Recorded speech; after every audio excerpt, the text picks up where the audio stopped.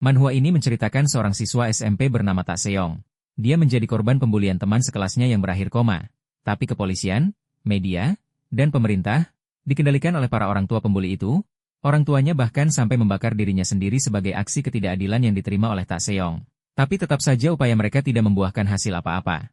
Ketika sadar, Tak Seong mendapatkan sebuah pedang yang muncul tiba-tiba di depan kamar apartemennya. Untuk membalaskan dendamnya kepada para pembuli itu, Tak Seong berlatih setiap hari dengan pedang itu. Sampai akhirnya badannya yang sebelumnya kurus kering, menjadi sangat besar dan berotot, sekarang tujuan dia hanya satu, yaitu balas dendam. Di awal chapter diperlihatkan seorang anak SMA yang sedang dalam kondisi sekarat, yang sedang ditangani oleh para dokter. Anak itu bernama Tak Seong. Tak Seong merupakan korban pembulian berdarah yang dilakukan oleh teman sekolahnya. Kondisinya sangat parah sampai dia harus mengalami koma selama 9 bulan lamanya. Setelah sekian lama, akhirnya Tak Seong mulai sadar sedikit demi sedikit. Tapi saat dia mulai sadar, dia langsung teringat traumanya yang waktu itu dibuli dengan kejamnya oleh teman sekolahnya, yang menyebabkan dia berteriak histeris, dan membuat bibinya merasa sangat khawatir dengan kondisi Tak Seong. Dengan cepat, dokter itu langsung memberikan obat penenang kepada Tak Seong, agar Tak Seong tidak menyakiti dirinya sendiri. Saat Tak Seong sudah bisa diajak berbicara, bibinya menjelaskan semua yang terjadi selama Tak Seong koma. Bibinya sudah melakukan semua yang dia bisa agar Tak Seong mendapatkan keadilan. Tapi 8 orang pembuli itu hanya mendapat hukuman biasa di sekolah, yaitu mereka hanya diskors dan diberikan peringatan saja, tanpa dihukum dengan semestinya. Polisi, kejaksaan, dan media sudah dikendalikan oleh orang mereka, bahkan orang tuanya juga sudah meninggal karena mereka membakar dirinya sendiri di depan publik sebagai upaya untuk mendapatkan keadilan. Tapi semua itu ternyata sia-sia. Tak Seong yang mendengarnya sudah tidak dapat menahan emosinya lagi.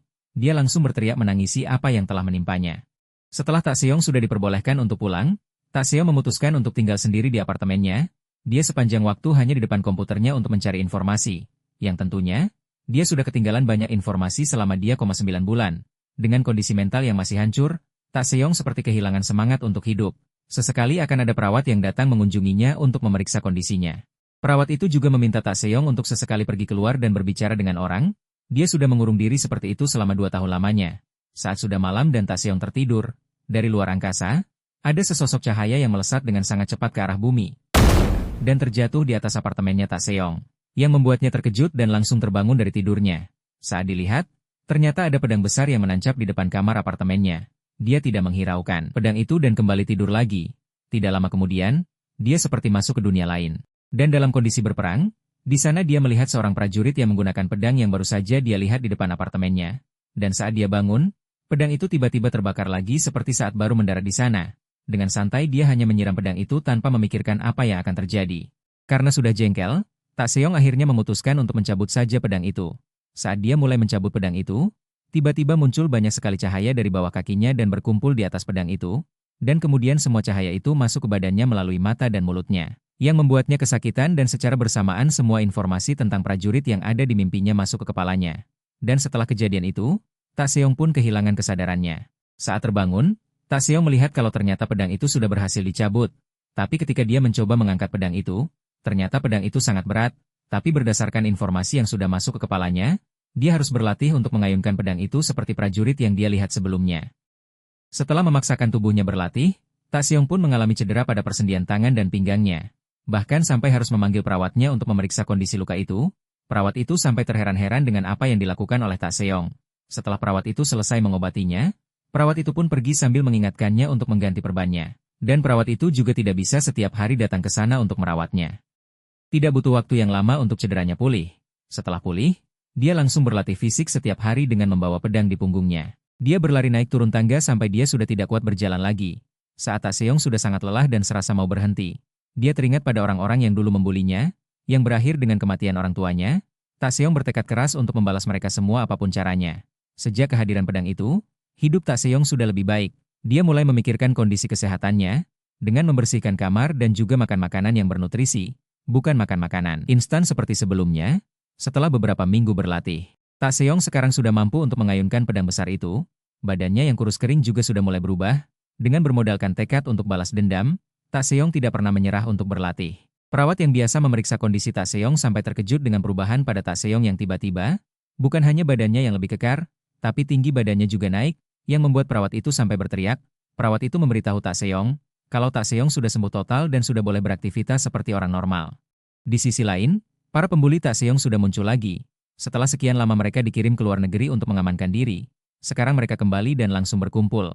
Walaupun mereka sudah membuli Taesyeong beberapa tahun lalu, tapi sekarang mereka masih berniat untuk membuli Taesyeong lagi. Apalagi salah satu dari mereka sudah mengetahui di mana tempat tinggal Taesyeong. Taesyeong yang sudah mengetahui kedatangan mereka dari internet, dengan dendam yang masih melekat di dirinya, dia berniat menghabisi mereka semua tanpa terkecuali. Tidak lama kemudian ada seseorang yang merupakan suruhan para pembuli itu. Tentu saja dia mendatangi Seong bukan untuk niat baik, tapi untuk menangkap dan kemudian menyerahkan Seong ke mereka. Saat orang itu membuka pintu apartemen Seong, ternyata pintu itu tidak dikunci, dan di dalamnya sangat gelap, sampai-sampai orang itu tidak bisa melihat apapun. Temannya di bawah yang menunggu mulai bosan, karena setelah lumayan lama, temanya itu belum kembali juga. Karena sudah kesal menunggu, orang itu pun pergi ke atas untuk memastikan apa yang sebenarnya dilakukan oleh temannya itu. Tapi saat dia baru saja mau melihat ke dalam, tiba-tiba ada seseorang yang menggenggam kepalanya dan menariknya masuk ke dalam dengan paksa. Di sisi lain, anak berambut kuningnya itu, Changsu, sedang dimarahin oleh temannya yaitu Junhook. Karena preman yang dikirim oleh Changsu masih belum ada kabar juga, Changsu kemudian menelpon pamannya, yaitu orang yang memberikannya preman untuk menangkap Seong. Changsu meminta pamannya untuk segera menyelesaikan tugasnya itu. Pamannya tidak bisa berbuat apa-apa walaupun Changsu sudah merendahkannya. Karena Changsu merupakan anak dari kakaknya, walaupun paman Changsu sudah beberapa kali menelpon dua preman itu, tentu saja mereka tidak akan pernah mengangkat telepon itu, karena mereka sudah dihajar habis-habisan oleh Seong, karena sudah kesal. Paman Changsu akhirnya menghubungi ketua tim preman itu yang bernama Yem Dong-suk. Karena merasa ada yang aneh, Yem Dong-suk memutuskan untuk memanggil semua anak buahnya untuk memeriksa apartemen itu. Setelah Yem Dong-suk menyuruh semua anak buahnya untuk memeriksa ruangan paling atas, Yem Dong-suk pun pergi memeriksa apakah anak buahnya sudah selesai dengan tugasnya itu. Tapi saat Yem Dong-suk baru saja sampai di depan ruangan Seong, tiba-tiba salah satu anak buahnya terlempar keluar dalam kondisi babak belur, yang seketika membuat Yem Dong-suk merasa sangat terkejut, sekaligus ketakutan, apalagi saat tiba-tiba muncul seseorang dengan badan besar keluar dari ruangan itu, yang membuat Yem Dong-suk semakin ketakutan sampai terjatuh karena gemetar. Tanpa basa-basi, Seong langsung menghajar Yem Dong-suk saat itu juga. Salah satu penghuni apartemen itu melapor kepada polisi, kalau beberapa saat yang lalu ada sekelompok preman yang masuk ke apartemen itu, yang membuat penghuni itu merasa takut sampai tidak bisa tidur. Setelah sampai di lantai paling atas, kedua polisi itu pun mengetuk ruangan Seong. Setelah Seong keluar, kedua polisi itu sangat terkejut melihat pria berbadan besar seperti monster. Apalagi saat melihat di belakang Seong ada banyak sekali preman yang sudah terkapar babak belur. Bahkan mungkin mereka semua sudah mati. Setelah kejadian itu, sekarang apartemen itu didatangi banyak sekali petugas keamanan dan kesehatan untuk mengamankan tempat itu. Paman Changsu juga datang untuk memeriksa apa yang sebenarnya terjadi. Dia sangat terkejut ketika melihat semua anak buahnya dalam kondisi babak belur berlumuran darah. Di sisi lain, Seong sedang diinterogasi oleh petugas itu dan meminta tanda pengenal milik Seong. Tapi karena Seong baru berumur 18 tahun dan juga baru sembuh, jadi dia belum memiliki kartu tanda pengenal. Seong menjelaskan kalau dia sudah berhenti sekolah sejak 2 tahun yang lalu. Saat dia sekolah di SMP, Nungguang, tapi dia putus sekolah saat kelas 2 di sana. Setelah cukup mendapat penjelasan dari Seong, kedua petugas itu pun pergi dari sana. Setelah para petugas itu pergi, Seong memutuskan untuk menelpon bibinya dan meminta izin untuk pergi selama setahun. Awalnya bibinya meragukan keputusan Seong, karena Seong harus memulai kembali pendidikannya setelah 2 tahun berhenti. Tapi Seong berkata kalau dia ingin pergi untuk menghirup udara segar, hitung-hitung, refreshing atas apa yang terjadi padanya. Seong juga meminta agar bibinya tidak perlu khawatir kalau Seong akan susah dihubungi nanti. Padahal kenyataannya Seong ingin membalas dendam terlebih dahulu pada para pembuli sialan itu. Bibinya pun menyetujui permintaan Seong dan memintanya untuk sesekali memberi kabar kepadanya. Di sisi lain, Junhook sedang marah-marah kepada Changsu. Karena sudah 2 hari preman itu masih belum ada kabar juga. Changsu juga merasa jengkel karena Junhook bersikap semena-mena kepadanya. Dia melepaskan ponselnya karena kesal, tapi tiba-tiba temannya Suho menelpon dan meminta Changsu untuk menemuinya karena Suyun ingin bertemu dengan Changsu. Tanpa basa-basi Changsu langsung berangkat dan meminta lokasi pertemuannya kepada Suho. Tidak butuh waktu lama, Changsu langsung datang ke lokasi yang diberikan oleh Suho. Berbeda dengan Junhook, sikap Suyun lebih tenang dan dewasa. Mereka membicarakan lokasi apartemen milik Seong. Walaupun mereka punya semua foto apartemen Seong, tapi tidak ada satupun foto yang memperlihatkan Seong itu sendiri. Changsu berkata kalau selama 2 tahun Seong tidak pernah keluar dari apartemen itu apalagi aktif di internet, jadi mereka semua tidak ada yang tahu Seong sekarang seperti apa. Oh iya, Suho itu orang yang menggunakan baju merah yang sedang berdiri. Di apartemen Seong, sekarang ada 2 orang yang terlihat berbahaya berniat menangkap Seong. Pria berbadan besar itu berkata kalau dia merasakan hewan buas dari dalam ruangan itu, tapi si botak tidak terlalu memperdulikan perkataan si badan besar, dan langsung bersiap untuk mendobrak pintu itu. Tiba-tiba Seong menghantam pintu itu sampai membuat si botak terpental. Si badan besar dengan cepat langsung menyerang Seong dengan tangan besarnya itu. Pukulan itu tepat mengenai muka dari Seong. Tapi Seyong sama sekali tidak bergeming ataupun terdorong ke belakang. Seyong dengan cepat membalas pukulan itu. Dengan pukulan yang lebih kuat sampai si badan besar terkapar ke lantai. Satu pukulan Seyong sudah cukup untuk mengalahkan si badan besar itu. Walaupun orang itu badannya sangat besar, tapi badan Seyong lebih besar dan kuat. Di belakang Seyong, ternyata si botak masih bisa berdiri walaupun dia sudah babak belur. Seyong dengan sangat cepat tiba-tiba berada di depan si botak dengan aura mengintimidasi yang kuat sampai si botak tidak berani bergerak. Sedikit pun, di sisi lain, Changsu, Suyun, Sujung, dan Suho sedang berdiskusi dengan orang yang mengirim si botak dan si badan besar ke Seyong, yang bernama Takashi. Takashi berkata kepada Suyun, kalau dia tidak perlu khawatir, karena si badan besar dan si botak merupakan seorang profesional, mereka pasti berhasil menjalankan misinya untuk menangkap Seyong. Saat sedang berbicara, tiba-tiba Takashi menerima telepon dari anak buahnya itu, tapi yang berbicara ternyata Seyong. Dibarengi suara teriakan si besar yang kesakitan, Seyong menanyakan keberadaan Takashi, tapi Takashi tidak menjawab dan langsung mematikan panggilannya itu. Seyong kemudian memaksa si botak untuk memberitahunya di mana lokasi Takashi berada.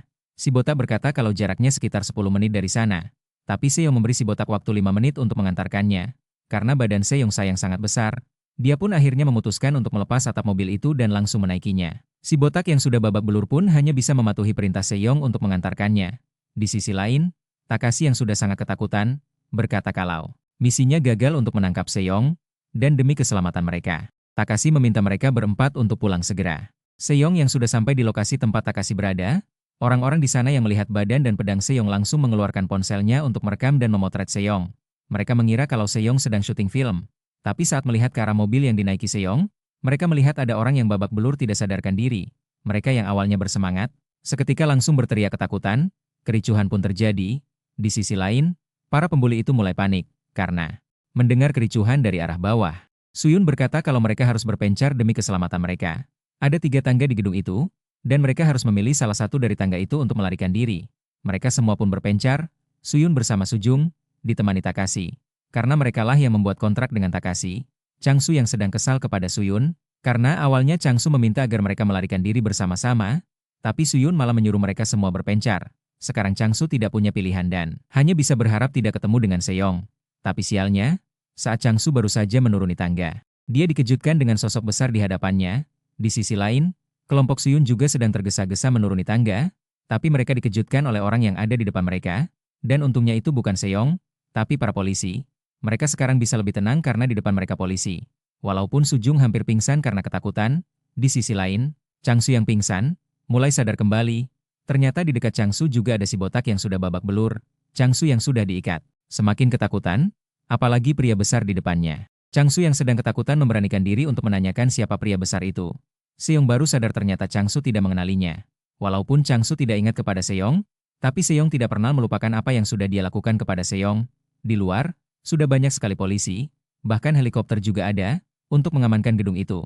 Polisi itu menanyakan identitas Seyong dan menanyakan kenapa dia melakukan ini. Seyong tidak menghiraukan para polisi itu, dan fokus pada Changsu. Seyong berkata kepada Changsu dengan keras, kalau dia adalah Tak Seyong, yang dulu sering dia bully waktu masih sekolah. Changsu sangat terkejut mendengar kalau orang besar itu adalah Tak Seyong. Sudah jelas kalau Changsu tidak mungkin bisa keluar dari situasi itu dengan keadaan selamat, makan tuh pembuli sialan. Setelah tahu nama pria itu Tak Seyong, para polisi dengan cepat langsung mencari tahu siapa sebenarnya Tak Seyong itu. Mendengar nama itu membuat Changsu sangat terkejut. Bagaimana mungkin Tak Seyong yang dulunya kurus kering, sekarang menjadi sangat besar dan berotot seperti ini? Seyong mulai berbicara kepada semua orang di bawah. 3 tahun lalu, ada 2 orang bernama Tak Changsun dan Go Yun Jin. Mereka mengorbankannya mereka dengan cara membakar diri mereka sendiri di depan umum untuk mendapatkan perhatian, dan mereka adalah orang tua Seyong. Semua orang yang mendengar perkataan Seyong sangat terkejut. Seyong kemudian mengarahkan pedang besarnya ke atas leher Changsu, dan kemudian berkata, mulai hari ini, mulai saat ini juga, aku akan membuat kalian semua membayar dengan nyawa kalian atas apa yang mereka rasa harus mereka bayar. Di sisi lain, polisi yang sudah tahu siapa sebenarnya Tak Seyong, dan apa yang menimpanya 3 tahun lalu, polisi juga sudah tahu kalau sandera di atas yaitu Changsu, merupakan putra dari presiden perusahaan keamanan Aegis. Changsu merupakan salah satu terdakwa dalam kasus pembulian yang terjadi 3 tahun yang lalu. Polisi itu kemudian menanyakan apa yang diinginkan oleh Seyong. Namun Seyong berkata dengan keras kalau tidak ada negosiasi, yang akan dia lakukan saat ini hanya sebuah pemberitahuan. Semua orang yang mendengarnya semakin terheran-heran, karena Seyong tidak menginginkan apapun, tapi hanya sebuah pemberitahuan yang membuat semua orang penasaran. Pemberitahuan apa yang dimaksud oleh Seyong. Seyong kemudian menyebutkan nama semua pembuli itu satu persatu. Lee Suyun, Jang Sujung, Kim Junyuk, Kim Yujin, Lee Suho, Jung Dahun, Nam Hyuen, dan yang terakhir, Kim Changsu yang ada di sini. Setelah menyebutkan semua nama itu, Seong kemudian berkata lagi, kalian semua akan mati di tanganku, orang tua kalian, kakak kalian, adik kalian, semuanya akan mati di tanganku. Meskipun kalian memanggil polisi atau militer, kematian akan selalu menunggu kalian. Seong kemudian mengangkat pedang besarnya dengan satu tangan, dan berkata, perhatikan ini baik-baik, dengan ini aku mendeklarasikan perangku. Tanpa ragu Seong pun memenggal kepala Changsu dengan mudahnya. Setelah terpenggal, kepala Changsu pun jatuh ke depan para polisi itu, yang membuat semua orang berteriak, dan situasi menjadi semakin kacau. Namun Seong tetap berdiri santai di atas dengan memegang pedang besarnya itu. Dengan cepat berita pembunuhan Changsu sudah menyebar ke internet. Ayah Changsu yang melihat berita itu menjadi sangat marah kepada Seong, karena sudah membunuh putranya itu. Di sisi lain, para penembak sudah siap di posisi untuk menembak Seong. Tiba-tiba terdengar suara tembakan yang tepat mengarah ke Seong. Ternyata tembakan itu berasal dari tim penembak jitu yang berada di atas gedung. Penembak jitu itu melaporkan kalau target sudah dieliminasi. Tapi ternyata Seong tidak terluka sedikitpun karena dia menahan peluru itu dengan pedangnya. Kemudian semua polisi yang ada di bawah juga langsung menembaki Seong. Tapi Seong tiba-tiba menghilang dari tempat itu, yang membuat para polisi kebingungan. Ternyata Seong melompat dengan cepat dan turun ke bawah. Para polisi itu yang sudah melihat keberadaan Seong, langsung mengejarnya dengan semua mobil yang ada. Seong hanya berdiri di tengah jalan dengan santainya, dan berkata, orang yang ingin menghalangi balas dendamku akan mati. Seong kemudian melemparkan pedang besarnya ke arah mobil polisi itu. Dengan cepat Seong melesat mengambil pedangnya lagi, kemudian menghempaskan mobil itu ke tanah. Ledakan pun terjadi, yang membuat api menyebar dengan cepat di area ledakan itu.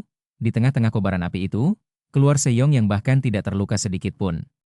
Polisi yang melihat Seong sangat kebingungan dan bertanya-tanya, apakah Seong beneran manusia?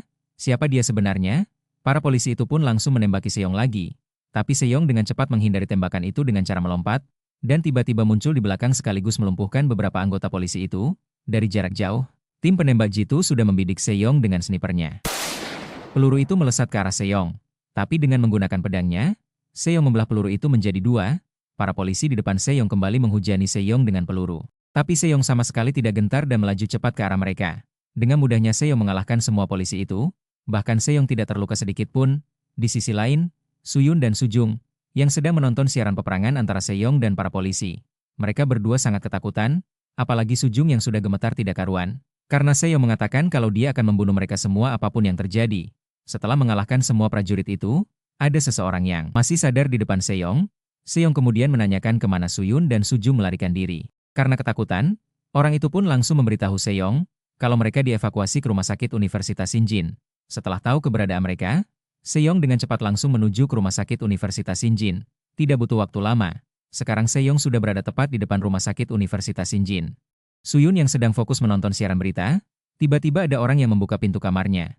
Yang seketika membuat Suyun berteriak. Ternyata orang-orang itu dari dinas rahasia yang ditugaskan untuk mengamankan Suyun dan Sujung.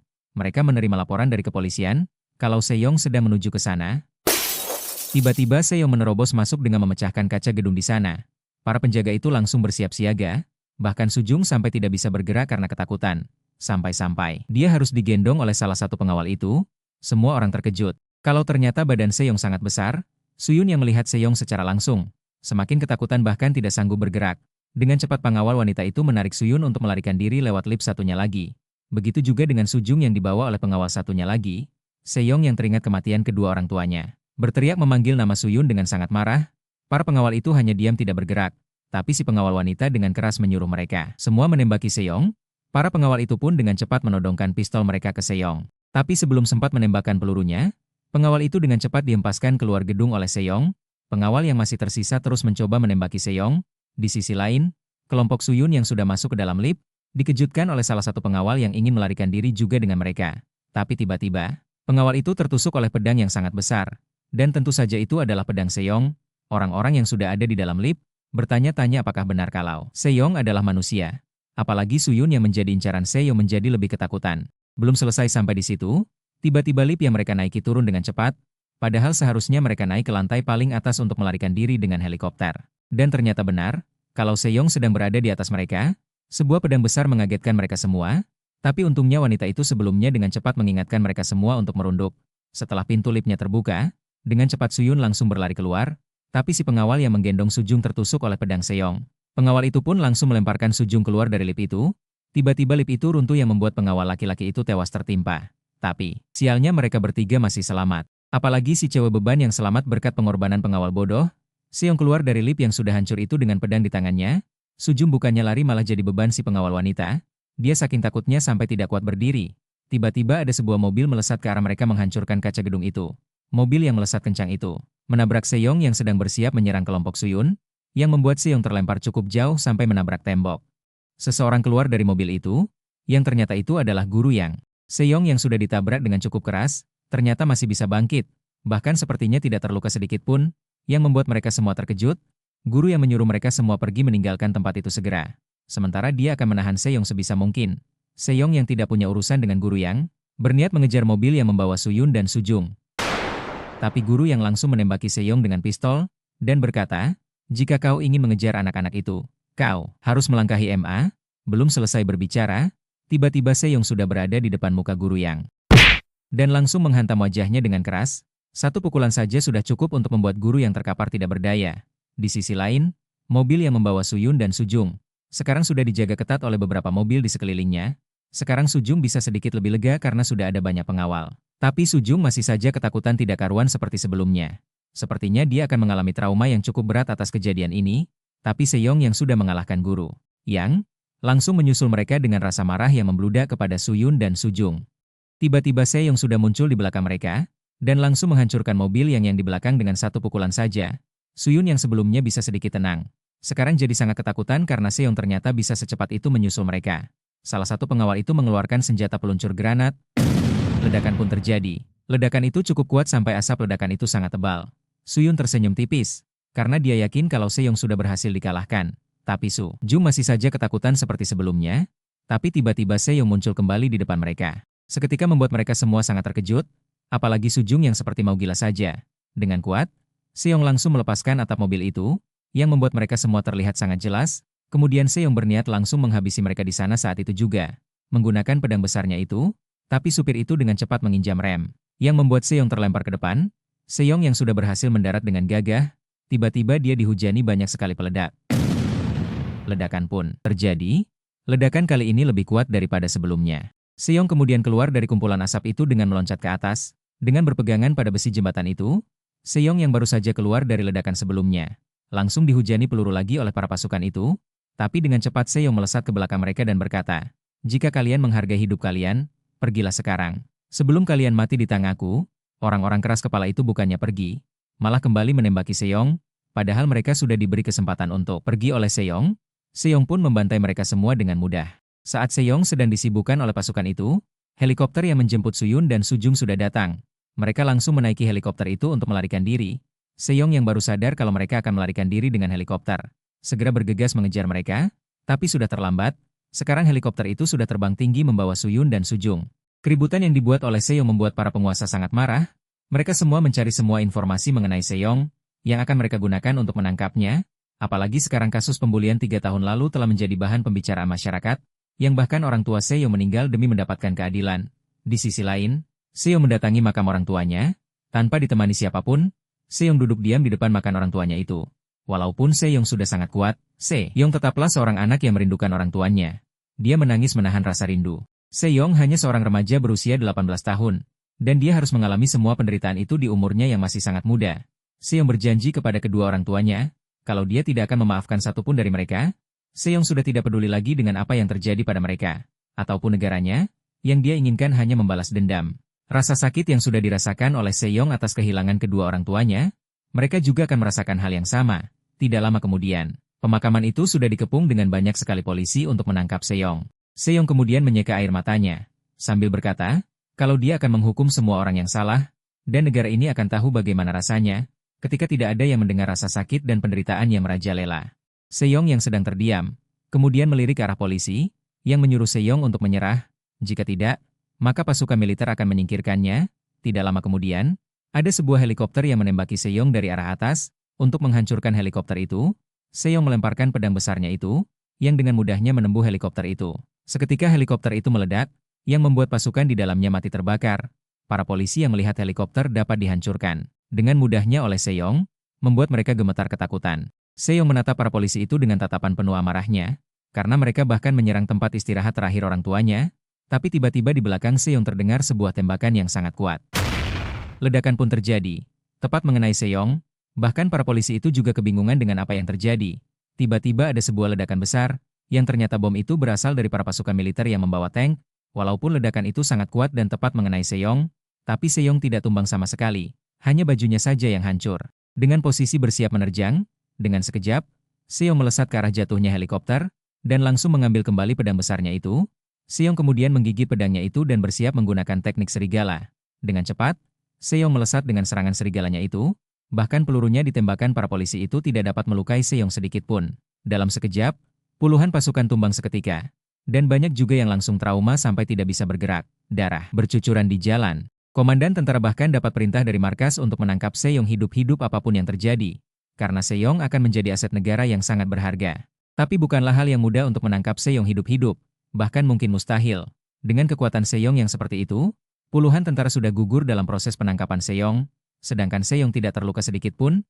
Dengan mode serigalanya, Seyong bergerak ke sana kemari dengan sangat cepat, yang bahkan para tentara itu tidak bisa berbuat banyak. Di sisi lain, terlihat orang yang berbahaya, yaitu para tentara bayaran, karena kematian Chang Su yang membuat ayahnya, Yang, seorang pemimpin keamanan Aegis marah besar. Dia menyuruh semua tentaranya untuk menangkap Seyong apapun yang terjadi.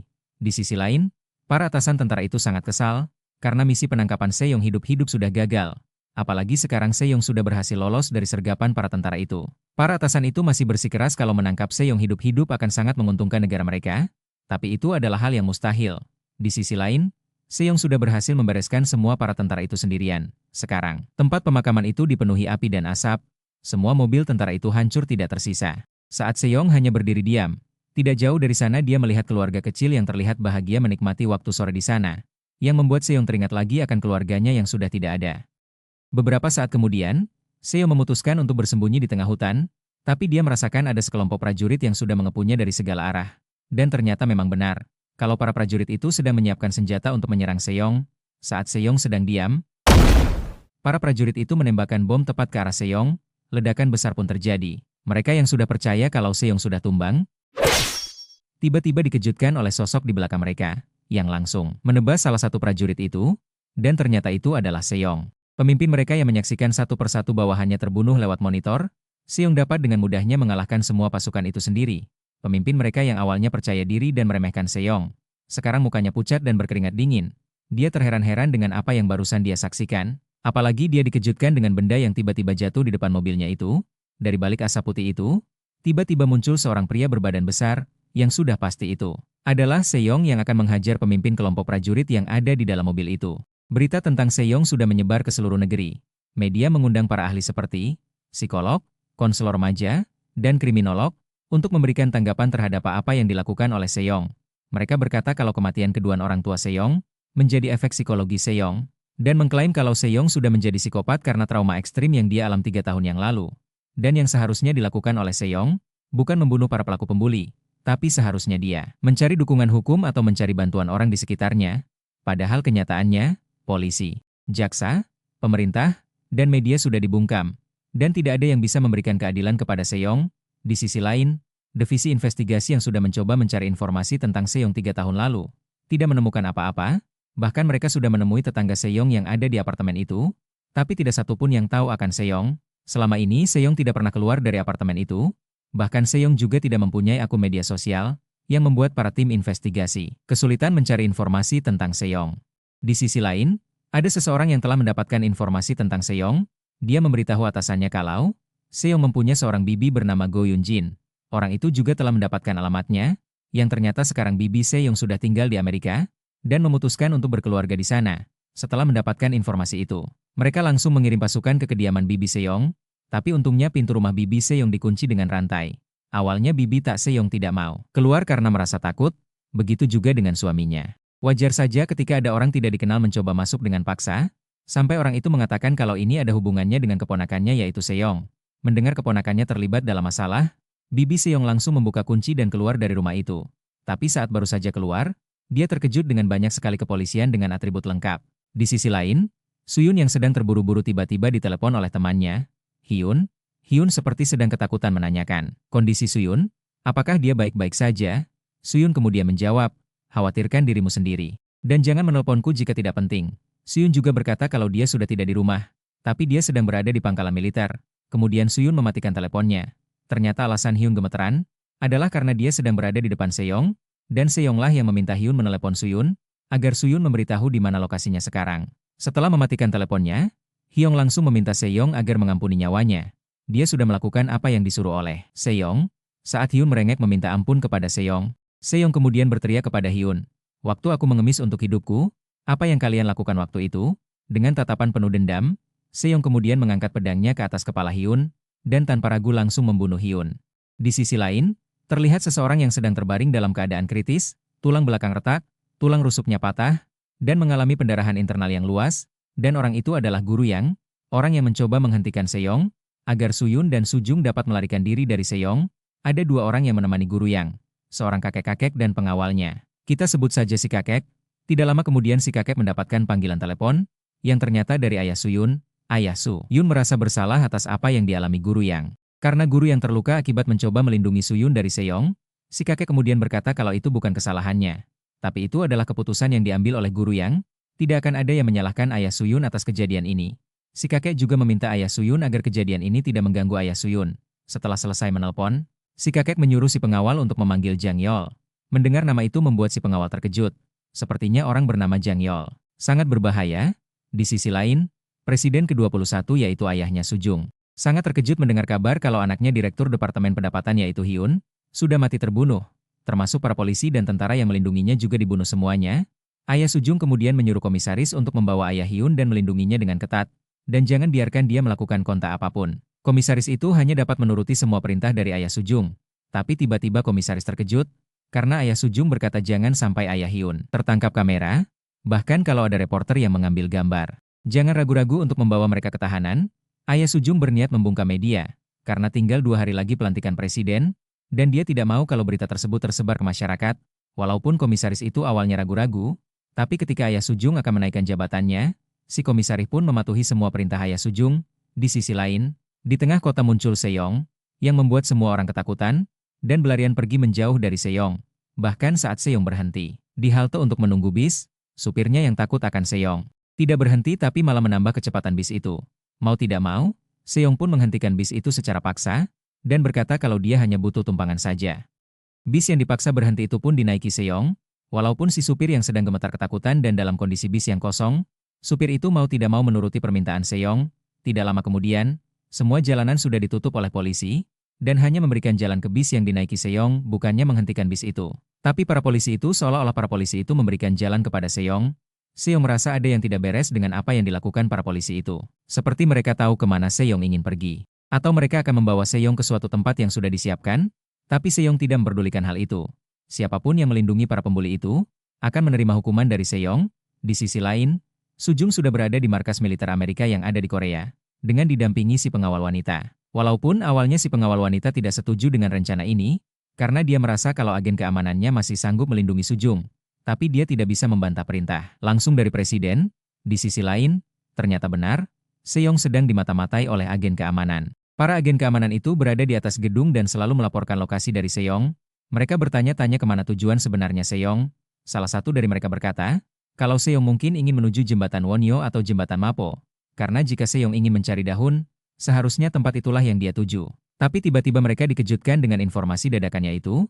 Seyong sudah berada di markas militer. Seyong yang sudah tiba di markas militer, kemudian berteriak, memanggil nama Suyun. Setelah Seyong berteriak keras, dengan sekejap dia sudah dikepung oleh pasukan militer dengan persenjataan lengkap. Pasukan militer itu menyuruh Seyong untuk menyerah, dan meletakkan pedang besarnya itu, karena Seyong sudah memasuki markas militer tanpa izin, tapi Seyong sama sekali tidak takut ataupun lari dari pasukan militer itu. Seyong kemudian berkata, kalau orang yang Seyong cari ada di tempat ini, namanya Suyun dan Suho, tapi para tentara itu sama sekali tidak menghiraukan ucapan Seyong, dan tetap menyuruh Seyong untuk meletakkan pedangnya. Seyong yang kesal karena para tentara itu sama saja dengan para polisi, melindungi orang yang seharusnya dihukum. Seyong pun dengan cepat melompat ke atas dan bersiap menyerang pasukan militer itu. Para tentara itu terkejut karena melihat Seyong yang dapat melompat setinggi itu. Dalam sekejap, para tentara yang berada di barisan depan langsung tumbang. Saking kuatnya pukulan Seyong, sampai-sampai daha hancurnya seperti ledakan bom, para tentara itu langsung menembaki Seyong, tapi Seyong juga tidak membiarkan para tentara itu berbuat seenaknya. Sejong dengan mudahnya menghindari semua peluru itu. Sejong menghindari peluru sambil menyerang para tentara itu. Bahkan mobil militer saja dengan mudahnya Sejong hancurkan. Satu persatu tentara itu tumbang. Walaupun Sejong juga diserang dengan tank baja, tapi itu semua tidak ada apa-apanya di hadapan Sejong. Di sisi lain, ternyata pertempuran Sejong sedang ditonton para petinggi Amerika. Tanggapan mereka berbeda-beda. Ada yang mengagumi kekuatan Sejong, ada yang terheran-heran juga. Karena tentara elit mereka musnah dalam waktu sekitar 1 menit oleh seorang pria saja, ada juga yang merasa sangat bersemangat, karena telah menemukan sampel yang luar biasa. Bahkan orang itu berniat langsung pergi ke Korea untuk melihat secara langsung. Orang itu juga meminta agar para tentara berhenti menyerang Sejong.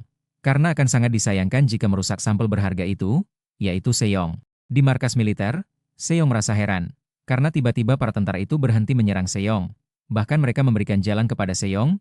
Di sisi lain, pengawal wanita yang menjaga Sujung, ditelepon oleh ayahnya Sujung. Karena sebelumnya ayah Sujung mendapat informasi kalau markas militer diserang oleh Sejong, pengawal itu menjelaskan kalau Suyun dan Suho sudah bersama mereka di dalam satu ruangan. Tapi tiba-tiba telepon dari ayah Sujung mati, yang ternyata sinyalnya tiba-tiba hilang. Begitu juga ponsel penjaga yang lain. Pengawal wanita itu merasa ada yang sedang tidak beres di sana. Si pengawal wanita itu kemudian mendekat ke Sujung, dan meminta Sujung untuk kembali ke kamar mereka masing-masing. Walaupun awalnya Sujung menolak, karena masih ingin bersama Suyun, tapi akhirnya Sujung pun menuruti perintah dari pengawal itu. Saat sudah keluar dari kamar Suyun, Sujung kemudian bertanya kepada si pengawal wanita itu, bukannya itu bukan jalan kembali ke kamarnya. Tiba-tiba terdengar suara teriakan dari kamar Suyun. Sujung langsung ketakutan, dan si pengawal langsung mengajak Sujung untuk secepatnya meninggalkan tempat itu. Saat para penjaga itu masuk ke kamarnya Suyun, ternyata di sana sudah ada Sejong dengan menggenggam kepala Suho. Suho juga sudah dalam kondisi babak belur. Sejong menatap Suyun dengan penuh dendam, dan melemparkan Suho yang sudah tidak berdaya ke depan Suyun. Suyun yang ketakutan setengah mati, kemudian berlari meminta perlindungan kepada para penjaganya. Tiba-tiba pedang melesat di samping Suyun, dan mengenati tepat kepala salah satu penjaganya, yang seketika penjaga itu kehilangan nyawanya. Suyun sangat terkejut dan sedikit lega, karena pedang itu tidak mengenainya. Dengan wajah yang bercucuran keringat, Suyun melihat ke arah Sejong. Para pengawal itu langsung menodongkan senapannya ke Sejong, dan langsung menembak Sejong dari jarak sedekat itu. Peluru-peluru itu melesat tepat ke arah Sejong, tapi Sejong tidak panik sama sekali, dan tetap berdiri tegak dengan penuh dendam terhadap Suyun. Ledakan pun terjadi. Ledakan itu cukup besar sampai dampak ledakannya terlihat dari luar gedung. Tapi ledakan seperti itu tidak akan memberikan goresan pada Sejong. Suyun kemudian memanfaatkan situasi itu untuk melarikan diri dari Sejong. Sedangkan para pengawalnya mencoba menahan Sejong sebisa mungkin. Suyun berlari secepat mungkin menuju kamar Sujung. Karena sebelumnya pengawal Sujung menyuruh Sujung untuk kembali ke kamarnya. Tapi saat dilihat, ternyata di kamar Sujung tidak ada siapapun. Sujung sangat terkejut, ternyata Sujung telah pergi duluan meninggalkan Suyun dan Suho di sana. Seolah Sujung sengaja melakukannya agar dia bisa selamat dengan cara mengorbankan Suyun dan Suho. Ketakutan Suyun semakin menjadi-jadi. Saat Sejong sudah muncul di hadapannya, Sejong dengan pedang besarnya berjalan perlahan mendekati Suyun. Suyun sampai tidak sanggup bergerak karena ketakutan. Dengan tatapan penuh amarah, Sejong kemudian memanggil Suyun dan berkata, "Kamu mengerti kenapa aku harus melakukan ini kan?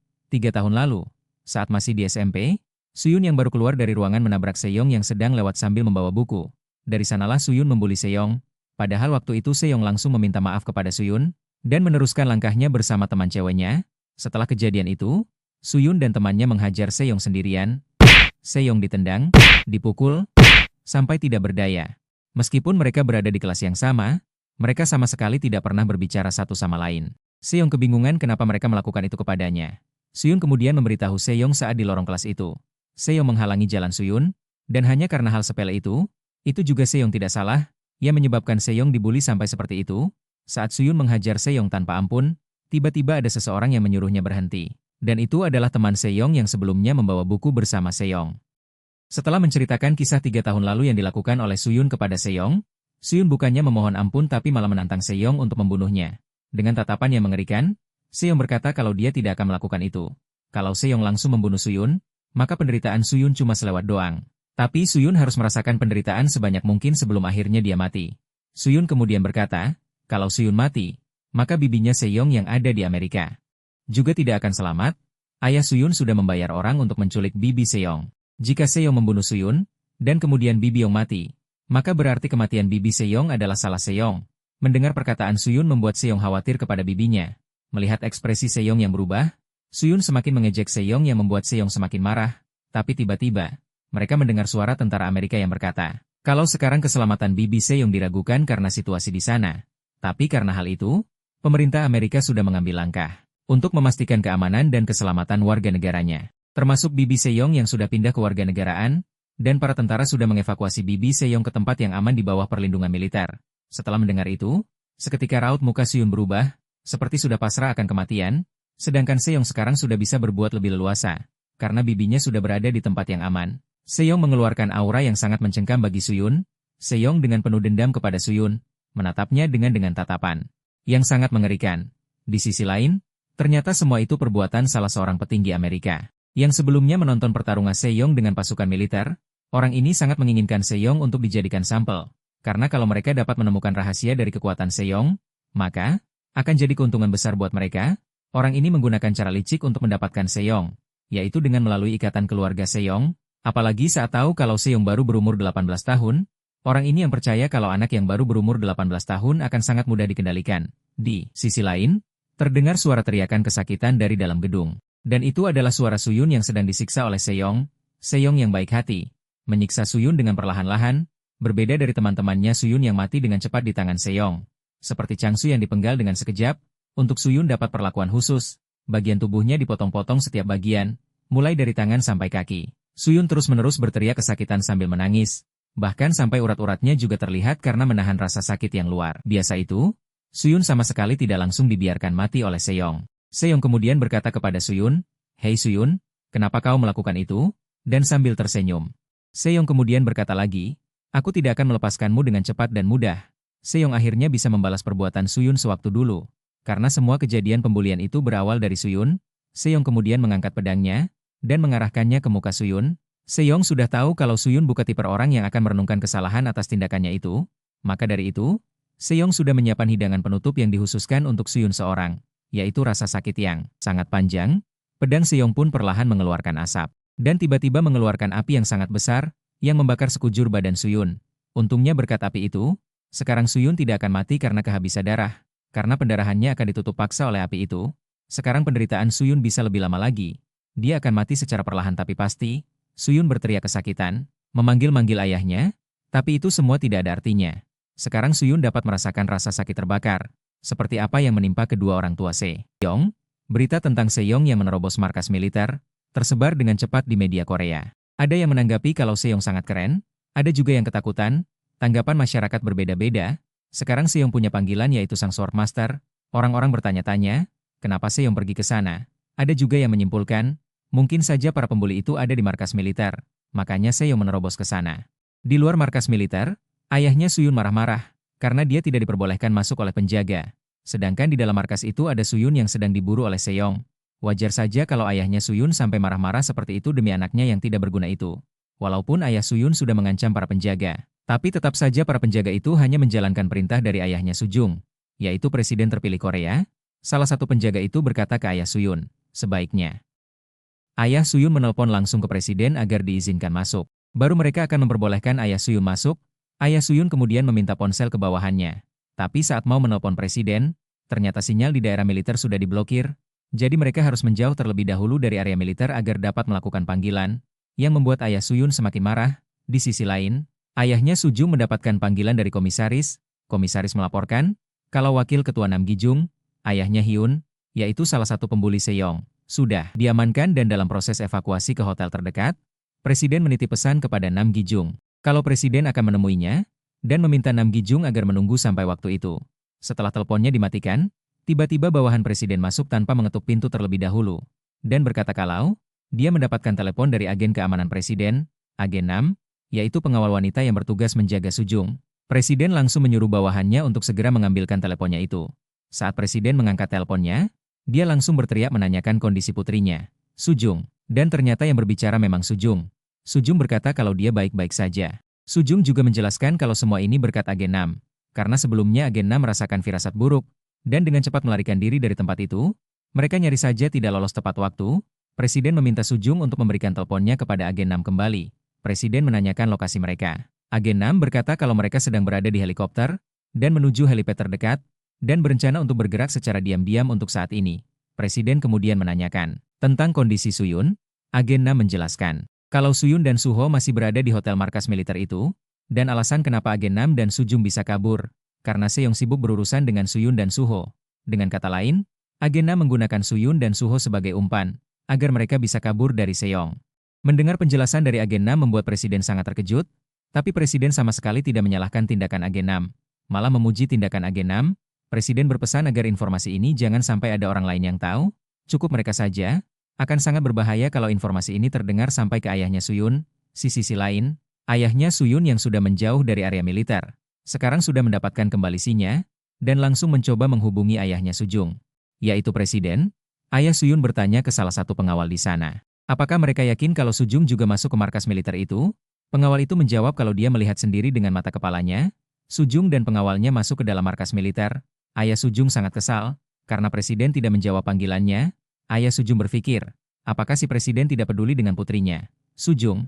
Padahal sebenarnya Sujung sudah berhasil melarikan diri dengan agen Nam. Di sisi lain, pihak kepolisian dikagetkan dengan munculnya kasus baru, yaitu ada 2 petugas keamanan yang sedang patroli tewas terpenggal. Mereka mengira kalau itu adalah ulah Seong. Sedangkan beberapa saat yang lalu mereka mendapat laporan, kalau Seong sedang menyerang markas militer Amerika yang ada di Korea. Terus tiba-tiba ada laporan terbaru lagi, kalau ada seseorang yang menyerahkan diri ke kepolisian, dan berkata kalau orang itu mengetahui informasi tentang pembunuh kedua petugas tersebut. Mendengar hal itu, ketua tim sangat terkejut, karena bisa-bisanya ada orang yang menyerahkan diri kepada pihak kepolisian, dan itu bukanlah hal yang biasa terjadi. Di markas militer, para tentara itu memeriksa ke dalam hotel, dan mereka dikejutkan dengan seseorang dengan luka yang sangat parah, sampai-sampai sudah tidak dikenali lagi rupanya. Bahkan seorang tentara saja merasa mual saat melihatnya, dan orang itu adalah Suyun. Para tentara itu makin terkejut saat tahu, ternyata orang itu masih hidup. Dengan luka separah itu dan dalam kondisi masih hidup, sudah pasti kalau orang itu selama ini sudah tersiksa dan lebih baik mati. Para tentara itu kebingungan, apakah mereka harus memanggil tim medis untuk menyelamatkan orang itu, atau sebaiknya bagaimana? Akhirnya mereka memutuskan untuk membiarkan saja orang itu, dan lebih baik mengamankan area lain. Mereka yakin kalau tidak lama kemudian, orang itu akan mati dan berhenti bergerak, dan ternyata pendengaran Suyun masih berfungsi. Dia mendengar semua perkataan tentara itu. Suyun pun hanya bisa menangis dan menunggu kematiannya sambil menahan rasa sakit akibat luka bakar yang parah itu. Di luar hotel itu, tentara itu sedang bernegosiasi dengan Seong. Kapten tentara itu berkata kalau ada seseorang yang ingin bertemu dengan Seong, dan orang tersebut dalam perjalanan ke sana dari Amerika. Seong yang merasa ada yang tidak beres, dengan cepat langsung melompat untuk pergi dari sana. Dalam sekejap Seong sudah melesat jauh. Para tentara itu sangat terkejut melihat lompatan Seong yang begitu tinggi tanpa alat bantu. Kapten tentara itu berteriak kepada Seong, kalau orang yang ingin ketemu dengan Seong, adalah orang yang bertanggung jawab menghentikan penculikan bibi Seong, dan mengamankannya. Seong yang mempunyai indera pendengaran yang sangat tajam, dapat mendengar apa yang dikatakan oleh tentara itu dari jarak yang lumayan jauh. Seong yang mendengar hal itu langsung mendarat dengan cepat, dan bersedia untuk menemui orang yang menyelamatkan bibinya itu. Para tentara itu kemudian menyiapkan sebuah kamar di hotel itu untuk Seong. Mereka juga menyiapkan makanan dan pakaian, karena orang yang ingin menemui Seong kemungkinan akan sampai besok, jadi mereka meminta Seong untuk beristirahat dulu sampai besok di sana. Keesokan harinya, orang itu pun datang, dan orang itu bernama Paul. Di awal percakapan itu Paul menjelaskan tentang Amerika terlebih dahulu. Tapi sebelum Paul selesai berbicara, Seong kemudian menyuruhnya untuk jangan basa-basi dan langsung saja ke intinya. Paul langsung menjelaskan ke intinya, kalau Amerika menginginkan sesuatu dari Seong, secara mereka sudah berkontribusi besar dalam keselamatan bibinya. Dan orang yang menghentikan upaya penculikan yang dilakukan pemerintah Korea adalah Paul. Pihak Amerika juga akan berkomitmen penuh untuk terus melindungi bibi Seong dan keluarganya. Asalkan Seong mau. Sebelum selesai berbicara, Seong kemudian memotong omongan Paul. Dengan tatapan yang tajam dan aura yang mengerikan, Seong berkata, jika terjadi sesuatu kepada bibi Seong ataupun keluarganya, jika ada satu goresan saja, maka seluruh negara Amerika Serikat yang akan menanggungnya.